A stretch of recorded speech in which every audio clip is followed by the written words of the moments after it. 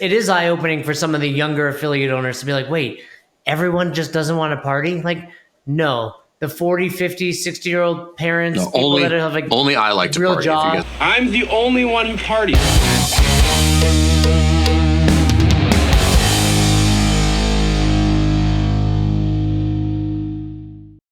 This is embarrassing. Embarrassing. You ready? You good? You Well, internet between back? the two of us, one of us doesn't know how to work a mic and the other one doesn't know how to work the internet. In my defense, All right, well, I am not in control of the internet. You are, in fact, in control of your microphone. Well, fair enough, but we're editing all this out. So let's start right now. Fern, just a couple weeks ago, you and I laid out how to run a kick-ass holiday party. Correct. Typically, yes, I was in respond. fact there for that podcast. If Correct. you want to go back, this is a couple weeks ago. I believe the title of that is How to Throw a Kick-Ass Holiday Party. There we go. Then after that, you threw your kick-ass holiday party. It was fantastic. How did it go? We had a really good time. We were doing an after-action report on it. Over the past 2 weeks, just kind of dialing a couple things in, minor tweaks to it, but like it went really well. You know, it was a little bit lower attendance than the year before, but still, I think north of 90, almost 100. Well, something you just said, little after action report. Who does that? Not many affiliates do that, and you should.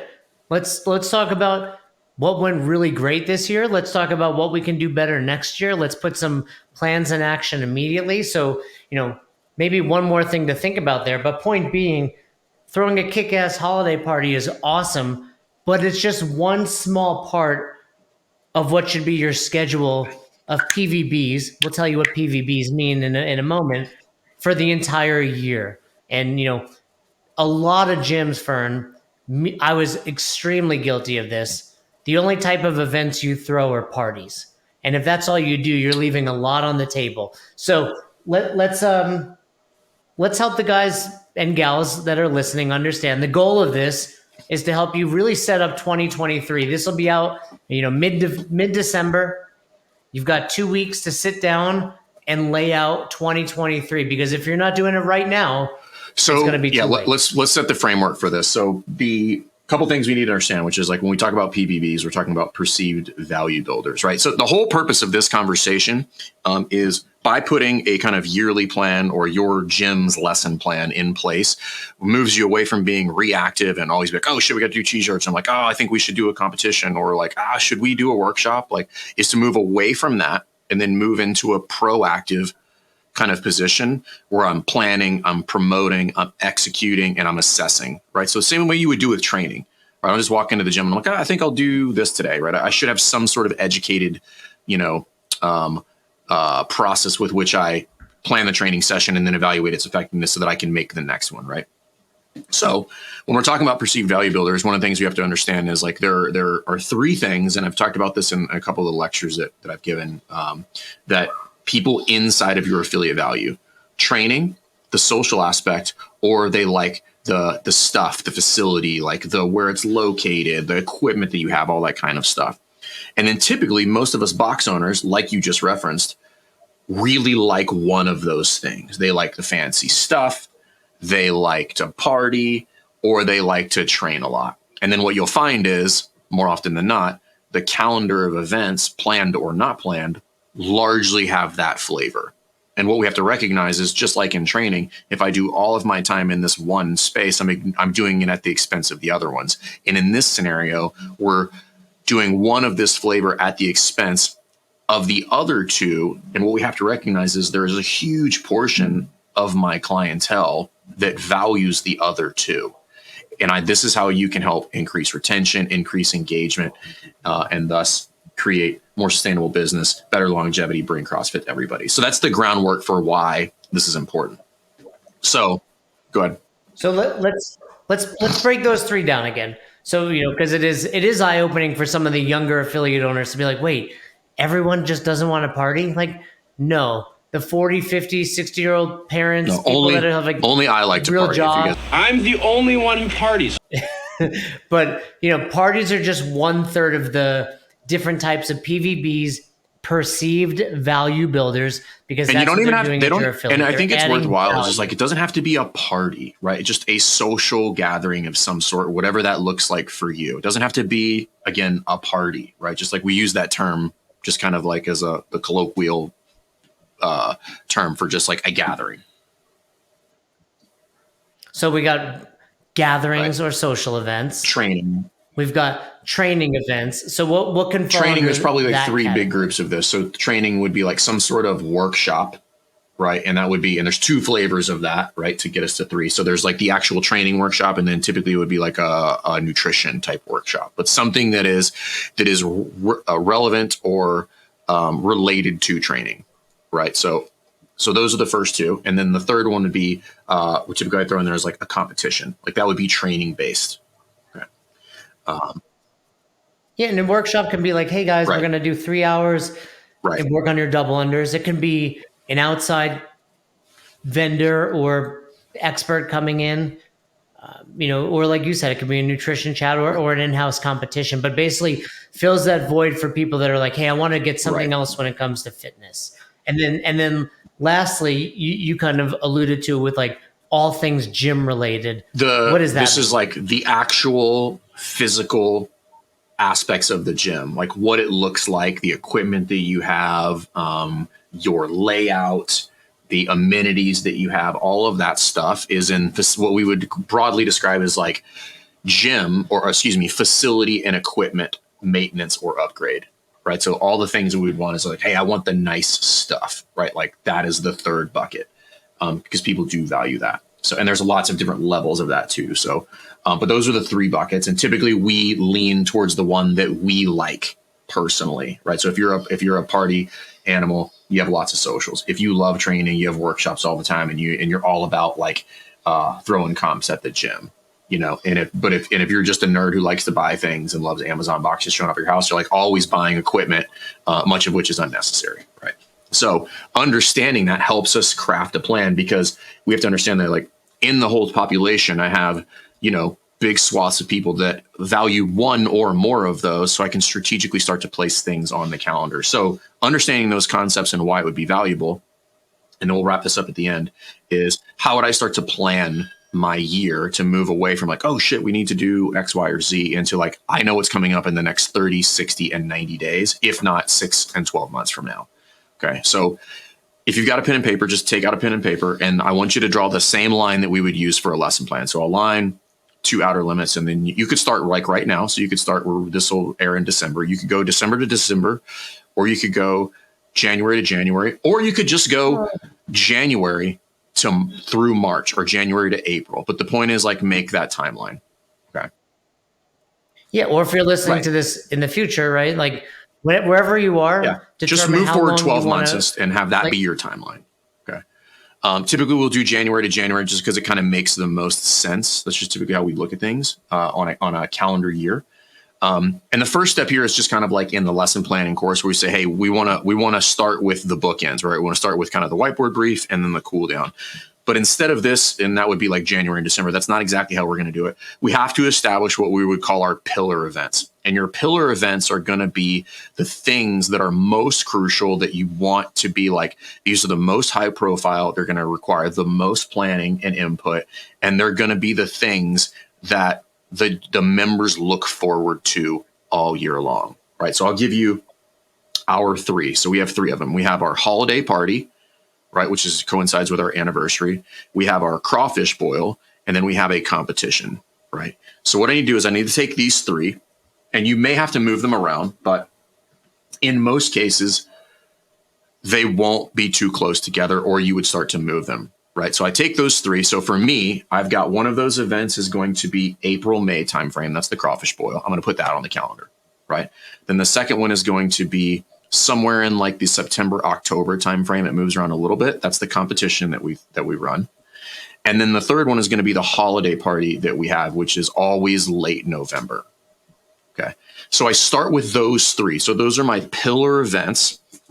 And then I can start to fill in the gaps, right? So think of these as like your big time checks on a lesson plan. I've got a start, a finish, and then I've got like, when does the workout start right there? My drop dead start time that we've referred to. And then I can start to fill in the gaps around that, because those are the known entities that I know I want to happen. I want to happen really, really well. So wait, but before you go any further, for you, is this common? Because you just, all three of the events you put out there were parties. Right, but they don't have to be. Yeah. Well, the competition's no, not. but I'm saying, I think most affiliates, that's true. You did mention, but you said your crawfish boil, your in-house, and then your holiday anniversary party, right? And I think a lot of boxes do, like, the parties are often, like, unless you run an annual competition like the Rife Classic, like you do, and many affiliates do, like, that makes a lot of sense. You probably have 2 parties that you want to throw every year, and then maybe an in-house. Like, those are your big pillars like you spoke about. And not that the other events aren't important or that you're not putting time, effort, and energy into them, but these are like, we're definitely doing these, like, come hell or high water. They're going to take an all hands on deck approach. And I know our members are going to need to put this on their calendar because they want to, because I've seen your pictures of all 3 of those. Go on the Rife Instagram and you'll see, like, they're big budget, they're, blockbuster. Yeah, and the whole events. purpose is planning, right? So knowing what the ones that are kind of non-negotiable, if you will, or the ones that I'm like, these are the ones that are really what our culture is centered around, is like, helps me say yes or no to other things or deconflict certain things that might be going on or that might arise, right? So I have to know those, right? So it's just like, if I'm writing a lesson plan, I'm like, the workout's got to start here. Right, I can move around the specific and the general warm up a little bit. I can play around with the break a little bit, but like, the workout has to start right there if I'm going to finish on time. It's the same principle, right? And my guidance to everybody is like, you really shouldn't have more than 4 pillar events on the calendar year, and even 4 is a stretch, honestly. Like, typically, like, 3 ends up being the sweet spot. If you do 4, you get into planning mode. You never actually get out of it, right? Because for these events, you're going to start planning about 3 months out. So you want to be able to give the team a little bit of downtime. Otherwise, the events start to drop off. And they lose their impact. So start with those 3. And I'm giving you guys my actual calendar, right? So that's how we would do that. Now, I'm going to put some other things in there, right? So I know I've got something in that kind of like late April, early May timeframe, something in that like late September, early October, and then late November. Okay. Now what I'm going to go is I'm going to put kind of the other known things, kind of like that we just call them like CrossFit centric events, if you will, right? So I'm going to put the Open is late February, early March. Right. And most affiliates, it's a training event. That's a training event, right? Like, it's 3 weeks. It's Friday Night Lights, 3 weeks in a row. So we know we're going to. So I'm going to put that there. The other one is just like Murph. I'm going to put that on the calendar. Like, a lot of people do a fair. So do you count an event like, that's a question a lot of people have. Do you count your Murph? Do you count if you do a July 4th? So yes, and we're going to get to why, right? Because like, it depends on how you run these events, right? Because if I'm going to do the Open, that's 3 weeks long. If I'm going to do something like Murph, what are some of things that most affiliates have typically associated with that event that they might sell? T-shirts, right? So I want to make sure that if I am going to sell those T-shirts, this goes on the calendar, because this all goes into the planning, and I move to the left on the calendar from that event to start doing design work, promotion, pre-sales, all that kind of stuff. So I want those on there. They're not necessarily like real hefty on the labor. Like, our Murph thing is like super chill. It's like, bring, kiddie pools and a cooler of beer, and everybody throws down, and we run it for 4 hours on a 60-minute time frame. So. And I would also say events are kind of like queues, where oftentimes they're a hybrid. Right? Like, Murph can very quickly become a social event too if you have a barbecue and some after beer training after, event.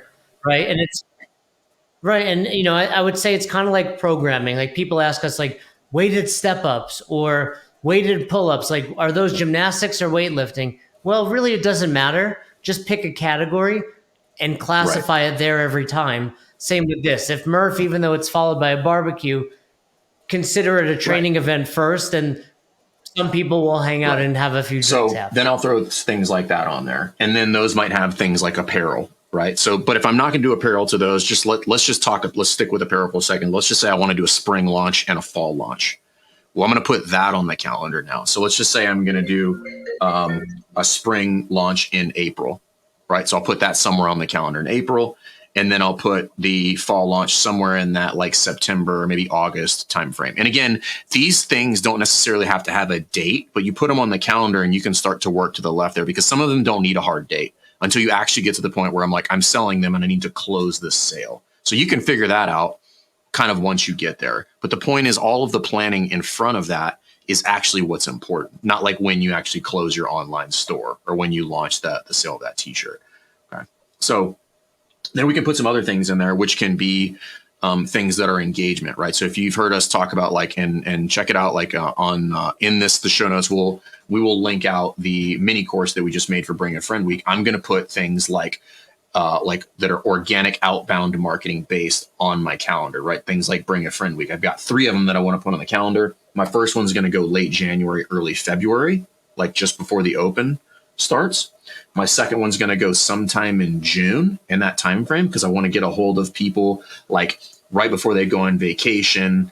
And then if they're going to be around for the summer, start them training there. And then my last one will be probably like around September as people settle back into routine, right? So I'm putting those based on where I know kind of fluctuation in travel and routine happens, right? So now I've got those 3 events on. So now I can take all the stuff that we've given you in the Bring a Friend mini course, and I can start to reverse engineer those and start promoting them 4 to 6 weeks beforehand.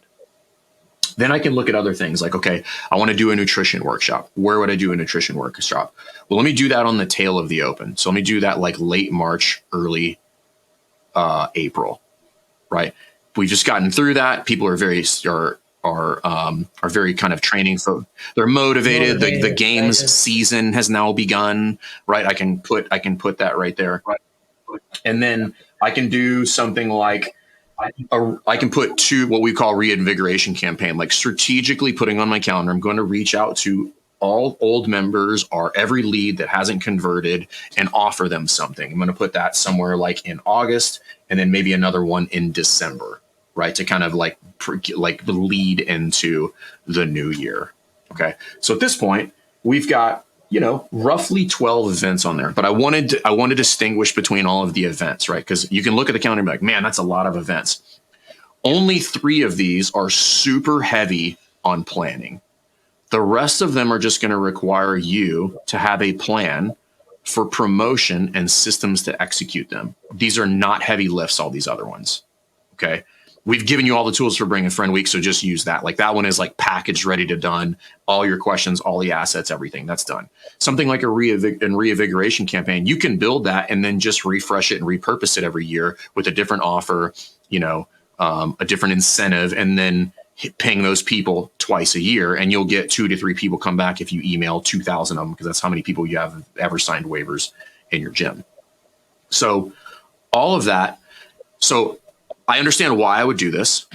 I understand how I would determine like what my pillar events are and how I would start the process. Start with your pillar events, and then I would start to fill in the gaps from there. So now what I can look at is, okay, and there's multiple reasons you should do this. Hey guys, Fern here. Real quick, I just want to share a quick success story from one of the hundreds of gyms that we've been able to help inside of Affiliate U. And our mission and best hour of their day is to ultimately improve and grow the greater CrossFit community by building better boxes and creating better businesses with better coaching staff so we can bring CrossFit to the masses. Check it out. And if you think we can help you, don't hesitate to reach out. As a result of Affiliate University, I will say my biggest takeaway is I am having so much fun as an affiliate owner.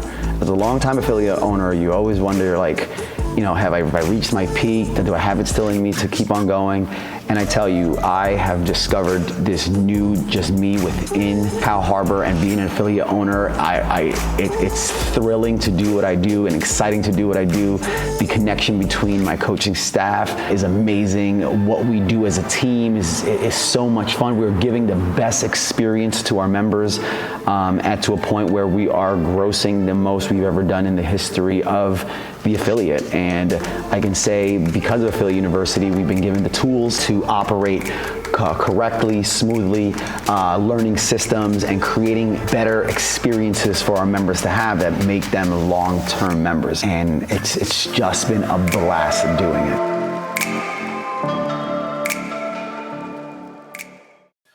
Now I can say like, okay, reasonably speaking, I'm like, I can start to reverse engineer this to say, from each one of these events, I would work left on the calendar to start my planning process, because promotion is what makes all of these effective. And you can't promote something effectively if you don't know when it's going to happen.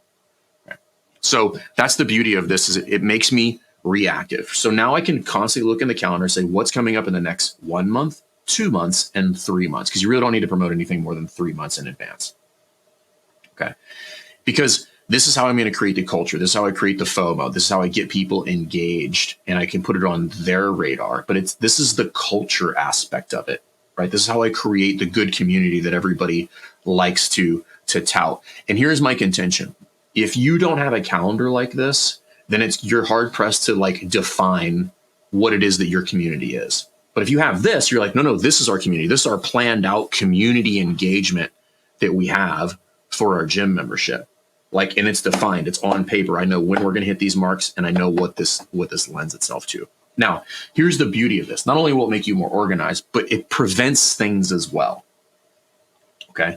Because box owners are notorious for being thrown good ideas, right? The old good idea fairy. Okay. Be like, hey, we want to do a fundraiser for whatever. And I've got no beef with fundraisers, right? But typically that's that person's passion, and it might not align with what we're doing at the gym. If I've got my calendar laid out, this gives me a very simple out without having to hurt somebody's feelings. Be like, hey, I don't want to do that. I can literally truthfully tell them, like, we can't do that. I don't have space on the calendar to put another event on here, right? Because remember, it's your calendar. It's your gym's calendar. Whatever you want to put on there, you put it on there. You want to be very cautious about letting other people bring and put their stuff on your calendar, right? We understand why they would want to do that, but we have to be protective of our calendar, because at the end of the day, what this will also do is this will help facilitate my growth plan. Okay. So if you think about the events that we've put on here, I should be able to reasonably look at this calendar and attach my growth plan to it. So I should be able to reasonably look at the calendar and say, oh, I can get 3 members here. I can get 8 here. I can get another 7 here. Those are just my bring a friend weeks. 3, 8, 7. I'm at 18. I'm already 50% of the way to my net 36 that I would be shooting for. Let's say I throw out 2 reinvigoration campaigns and I get 3 people off of each of those. That's 6. Now I'm at 24. I've got a couple social events. I remind people that if they bring their friends, their spouses, whatever, that we have a referral offer. And maybe those bring me to 30. Maybe I do a giveaway campaign for a membership to collect leads at the competition. I get 3 off of that. Okay. And you can see how we would very easily get to 36. And this is before any organic lead flow or people that reach out to you. And there's other revenue generators Right. built in there, right? I mean, from apparel to charging for Right. the in-house to if you charge for your party or Nutrition, any you can workshops, sell like supplements, like it's all baked into the cake. But again, people struggle with selling because the selling is out of place, right? You just randomly walk up to somebody, you want to buy a t-shirt? And they're like, not really. But if it's on the calendar, then it's not weird, right? So this is what we want to think about. Like, logically placed sales convert better than just randomly blurting out, I want to sell you something. Okay. And by the way, you don't have to sell, and your calendar can be whatever you want. If my calendar doesn't match up to anything that you want to do, it doesn't matter. Make your own calendar, right? It's your lesson plan for the year. That's the big takeaway here. So when you plan this out, understand that it is multifaceted. It goes from umbrella, under this full umbrella of like, hey, this is how we help create culture, right? The community helps me move away from being reactive to being proactive. It helps me say no to things that aren't in alignment with what I want to do, right? And it helps me facilitate growth inside the gym proactively instead of the hope and pray method, which is like, I hope somebody fills out that form on the website, and I'll pray that they'll come in when I ask them to. the other thing this does is events are like cues. You tend to cue in the style that you prefer to receive. And like we said earlier, as an affiliate owner, you like one of those buckets best. You're a party guy or gal, you're a comp person, or you're like, hey, let's make this gym look shiny or get some new Right. equipment, build something. This also will fix that. It forces you to give out other cues or, plan other events, because we're suggesting somewhere between 6 and 9 over the course of the year, right? 2 to 3 of each event over And the course of the year. If this is your And three first of them year, being like the big ones, right? So if you're like 9, that's a lot. Remember, like some of these are like an apparel launch, right? It's or Murph. merch. Right. And some are like Murph, where it's like, hey, you're doing 1 hour, right? But if you've never done events before, do 6, do them really well. Immediately after, you're going to be like, that was awesome. Let's do it again next week. No. Don't do that. That's what this does. This is encouraging you, like, better to do it awesome, create some FOMO for the next time. I've seen too many affiliates like, oh, we had a party this month, let's do another one next month. And then eventually less and less people, Right. because it's every month rather than this is twice a year. But it will force you to just take a look at your calendar and decide, hey, I need to fill in these gaps. If I'm a training guy, we do need to have parties and social events for our members. So one to of the get evaluation kind of criteria that we have people walk through when they look at this and they plan this out is like, we know the flavors, right? So we know that we have training, social, and then facility and maintenance, right? And I didn't even really touch the facility and maintenance stuff in that one specifically, right? But this is where it'd be like, hey, in January we do an equipment fee and we outfit the gym with a ton of new gear, and then in the summer we paint the bathrooms and redo that, right? Like those go on the calendar as well. So when you're looking at the calendar, one of the things I want to be cognizant of is like, I don't want to have redundant flavor of events back to back to back. So I don't want to have training event 1 month, training event the next month, and then training event the following month. I want them to leapfrog each other. So I want to go, making this, I want to go social, facility maintenance, training. And then maybe I have a month gap and then I start that over again. So it'll be 4 months until my next social type of event is happening. And this is what allows the ramp up period. Because if I have these events stacked on top of each other, what happens is the promotion of them would overlap and people will get lost in the shuffle. So I want to spread them out. And then having been doing these types of this kind of format for quite a number of years at this point, you have to prevent burnout. Right? Because if you do these well, it is taxing on the staff. You can make it easier the more you do it and the more efficient you get it with it and the more you plan for it. This is where like the after action reports come in. And we have, so like, for instance, like the reason the after actions are important is because we looked at year over year what we spent on food, what we spent on booze. And we slowly started to condense how much we spent on food. We're like, hey, last year we had half of what we ordered. I'm like, cut it down. And the following year we're like, and then we find a number based on the data that we have. It's just like, hey, they recommended 60% of the people is what we would base it off of. I'm like, well, based on our numbers, it should be like 35 to 40% because I don't want to spend any more money than I have to. And it's like, all right, we bought way too much booze, or we did buy booze, and then all the staff ended up doing was being bartenders all night. So then they didn't have a good time. So we take that feedback and I'm like, cool, let's hire a bartender, which turns out is actually cheaper and everybody has a better time when we did it that way. And I'm like, okay, cool. So we start to refine this and then make it easier or have it be a lighter lift for the staff so that they don't dread it. So it's actually fun for them to show up and not just fun for the members, right? Or looking at, you had a competition here and be like, man, there's just like too many competitions right here in this window. We need to move that to the left because we could have double the registration if we just moved it 30 days. Right. But then I look at the calendar, I'm like, oh shit, I can't move it 30 days. I've got this and I've got this. And I'm like, all right, we have to hold it this year. And then next year we'll rearrange it to see if we can find a more optimal spot for that. Right. But again, all of this is just like fitness. It's like measurable, observable, repeatable. I can measure the number of events. I can measure the input to the event. I can measure the output to the event, right? I can observe what happened, right? And then it's repeatable, but now I can make educated decisions about what I'm doing with the calendar and why. Or they're like, why did you do that? I'm like, oh, because we already had this lined up. We looked at all the invoices from last year and we had a better party and it cost us less, right? And this is before we talk about the budgeting aspect of this. You got a party in October, start building into your budget. You think you're going to need about $4,000? Cool. Set aside something to the tune of $350 every single month. Cool. Now you're not stressed when the party comes up. And better yet, you charge for the party. So you offset your costs either 100 or 75%. And congratulations, you put money back in your pocket.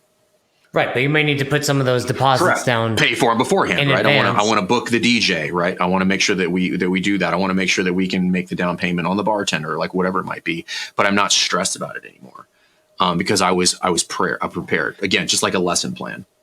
So, quick summary: pull out your calendar, wherever you are, 12 months out. I think that's ideal, right? You can do short term, but big picture, 12 months out. Put your 2 or 3 pillar events in-house, holiday party, anniversary party, Murph for most of you, the Open, right? Those aren't your pillar events, but those are 3 to 5 events, non-negotiable. We're probably going to do those this year. See where the gaps are, plug those in, and then like you said, go left on all of them. Some left means like 9, 10, 12 months. Like we need to start thinking about next year's big anniversary party.